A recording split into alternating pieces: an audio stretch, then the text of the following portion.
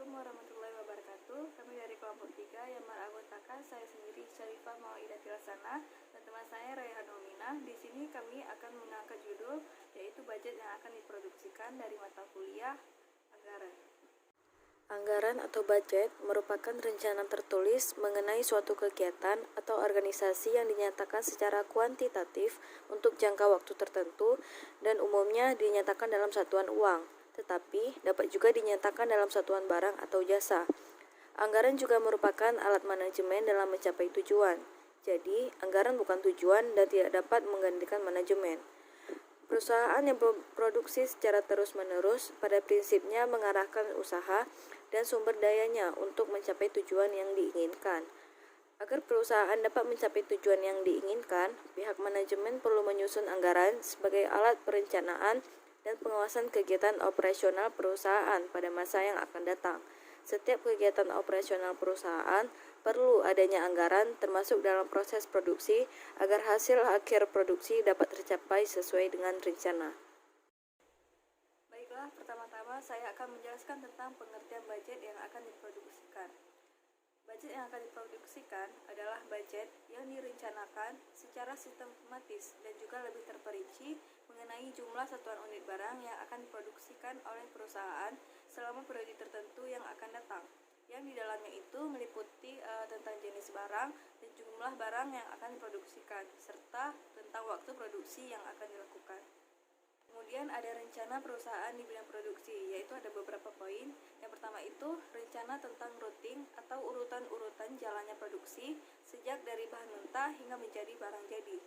Yang kedua adalah rencana tentang tata letak atau layout mesin-mesin dan juga peralatan produksi di dalam ruangan tempat kegiatan produksi yang diselenggarakan atau biasa kita sebut dengan pabrik. Yang ketiga adalah rencana tentang penjadwalan waktu produksi atau bisa disebut dengan schedule. Yang keempat, rencana tentang organisasi produksi yang akan dipergunakan selama periode yang akan datang. Yang kelima adalah rencana tentang pengembangan produk selama periode yang akan datang. Dan kegunaan budget unit yang akan diproduksikan itu ada secara umum dan juga ada secara khusus. Secara umumnya, semua budget unit yang akan diproduksikan mempunyai 3 kegunaan pokok, yaitu sebagai pedoman kerja, sebagai alat manajemen untuk menciptakan koordinasi kerja, dan yang ketiga sebagai alat manajemen untuk melakukan evaluasi atau pengawasan kerja. Sedangkan secara khususnya, yaitu yang pertama sebagai dasar untuk menyusun budget unit kebutuhan bahan mentah, karena jumlah satuan atau unit bahan mentah yang akan dibutuhkan itu ditentukan oleh berapa banyak perusahaan yang bersangkutan yang akan memproduksi barang-barangnya. Yang kedua itu adalah sebagai dasar untuk menyusun budget upah tenaga kerja langsung, karena besarnya upah yang akan dibayarkan kepada para tenaga kerja langsung itu ditentukan oleh berapa banyak perusahaan yang akan memproduksi barang-barang. Yang ketiga adalah sebagai dasar untuk menyusun budget biaya pabrik yang tidak langsung, karena besarnya biaya pabrik itu ditentukan oleh berapa banyak perusahaan yang bersangkutan akan memproduksi barang-barang. Keempat adalah sebagai dasar untuk menyusun budget biaya administrasi, karena besarnya biaya administrasi itu dipengaruhi oleh berapa banyak perusahaan yang bersangkutan yang akan memproduksi barang-barang tersebut. Kemudian budget unit yang akan diproduksikan itu mempunyai data dan juga informasi untuk menyusun budget yang akan diproduksikan. Agar budget dapat berfungsi dengan baik, maka taksiran-taksiran yang termuat di dalamnya harus cukup akurat, sehingga tidak jauh berbeda dengan realisasinya. Untuk bisa melakukan penafsiran secara akurat, maka memerlukan data, informasi, dan pengalaman yang merupakan faktor-faktor yang dipertimbangkan dalam menyusun budget. Data dan informasi yang diperlukan itu antara lain ada 7 macam. Yang pertama itu adalah rencana penjualan yang tertuang dalam budget penjualan, khususnya rencana tentang jenis dan jumlah barang yang akan dijual dari waktu ke waktu selama periode tertentu yang akan datang. Yang kedua, kapasitas mesin dan peralatan produksi yang tersedia, serta kemungkinan perluasannya di waktu yang akan datang. Yang ketiga, tenaga kerja yang tersedia untuk melakukan kegiatan produksi, baik itu jumlahnya maupun keterampilannya, serta kemungkinan pengembangannya di waktu yang akan datang. Kemudian yang keempat, ada modal kerja yang dimiliki perusahaan, serta kemungkinan penambahannya di waktu yang akan datang. Yang kelima, fasilitas-fasilitas lain yang dimiliki perusahaan, khususnya itu yang berkaitan dengan kegiatan produksi serta kemungkinan pengembangan di waktu yang akan datang. Yang keenam, luas perusahaan yang optimal, yaitu kapasitas produksi yang memberikan biaya produksi rata-rata persatuan yang paling rendah. Dan yang ketujuh adalah kebijakan perusahaan di bidang persediaan barang jadi.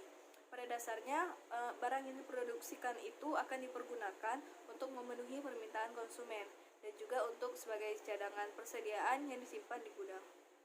Kemudian materi selanjutnya akan dijelaskan oleh teman saya Rehanul Mina. Baiklah, saya akan menjelaskan penjelasan lanjut dari Syarifah, yaitu mengenai faktor-faktor yang mempengaruhi kebijakan perusahaan di bidang persediaan barang jadi. Jadi, adapun kebijakan di bidang persediaan barang jadi itu sendiri dipengaruhi oleh beberapa faktor, yaitu fluktuasi penjualan dari waktu ke waktu selama periode yang akan datang, yang tertuang dalam anggaran penjualan. Kemudian ada fasilitas penyimpanan yang tersedia, lalu modal kerja yang tersedia, biaya simpanan harus jadi, misal sewa gudang. Kemudian ada risiko simpan barang jadi, misalnya rusak, kualitas turun, atau misalkan barang sudah ketinggalan zaman. Kemudian ada tingkat perputaran barang jadi. Jika perputaran persediaan barang jadi rendah, maka akan mendorong penetapan persediaan barang jadi dalam jumlah banyak, dan sebaliknya. Kemudian lamanya waktu yang diperlukan untuk memproses bahan mentah hingga menjadi barang jadi. Kemudian kebijakan perusahaan dalam menetapkan pola produksi, atau bisa dikatakan perkembangan selama periode tertentu yang akan datang dalam naik turunnya jumlah unit yang akan diproduksikan dari waktu ke waktu. Kemudian saya akan menjelaskan mengenai pola produksi untuk menghadapi pola penjualan yang bergelombang. Jadi pola produksi untuk menghadapi pola penjualan yang bergelombang itu ada 3. Yang pertama yaitu produksi stabil. Produksi stabil yaitu perkembangan yang stabil dari jumlah unit yang akan diproduksikan dari waktu ke waktu selama periode yang akan datang. Maksudnya adalah walaupun terjadi berfluktuasi penjualan, namun jumlah unit yang akan diproduksikan dari waktu ke waktu akan selalu sama. Jadi dapat kita simpulkan bahwa pola yang stabil lebih sesuai dipakai oleh perusahaan. Yang sifat barang jadi yang diproduksikannya tidak mengandung biaya dan risiko penyimpanan yang besar. Sehingga walaupun pada bulan tertentu terjadi penumpukan persediaan barang jadi, tetapi biaya dan risiko pembiayaan rendah. Kemudian yang kedua yaitu pola produksi yang bergelombang sesuai dan setingkat dengan gelombang pola penjualan, yaitu perkembangan jumlah unit yang diproduksikan dari waktu ke waktu selama periode yang akan datang, yang tidak stabil dan teratur melainkan berfluktuasi sesuai dan setingkat dengan fluktuasi penjualannya. Maksudnya yaitu bila unit yang dijualnya meningkat, maka jumlah unit yang diproduksikannya meningkat sebesar jumlah penjualannya. Kesimpulannya, pola produksi yang bergelombang sesuai dan setingkat dengan gelombang pola penjualan lebih sesuai dipakai oleh perusahaan yang sifat barang jadi yang diproduksikannya mengandung biaya serta risiko penyimpanan yang besar. Dengan demikian diinginkan jumlah persediaan barang jadi yang cukup kecil untuk menghemat biaya dan risiko penyimpanan tersebut. Kemudian yang ketiga yaitu ada pola produksi bergelombang secara moderat.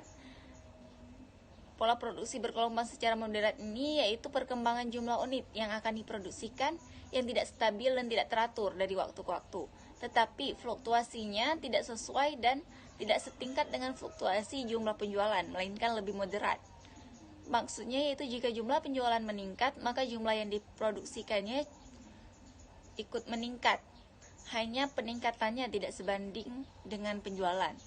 Kesimpulannya adalah pola ini biasanya digunakan oleh perusahaan yang sifat barang jadi yang diproduksikannya mengandung biaya dan risiko penyimpanan yang besar, tetapi karena adanya faktor-faktor tertentu yang menghambat menyebabkan perusahaan tidak berproduksi sama dengan jumlah penjualan. Kemudian saya akan menjelaskan bentuk budget unit yang akan diproduksikan. Jadi sebagaimana halnya dengan budget-budget yang lain, bagi budget unit yang akan diproduksikan juga tidak ada sesuatu bentuk standar yang harus dipergunakan oleh perusahaan. Ini berarti bahwa tiap-tiap perusahaan mempunyai kebebasan untuk menentukan bentuk serta formatnya disesuaikan dengan keadaan perusahaan masing-masing. Yang perlu diingat bahwa budget unit yang akan diproduksikan sebagai budget pendukung rugi atau laba harus cukup sistematis dan terperinci sehingga dapat berfungsi sebagai pedoman kerja, alat pengkoordinasian kerja, dan sebagai alat evaluasi kerja. Demikian presentasi kami. Jika ada kesalahan kami mohon maaf. Wabillahi taufiq wal hidayah. Wassalamualaikum warahmatullahi wabarakatuh.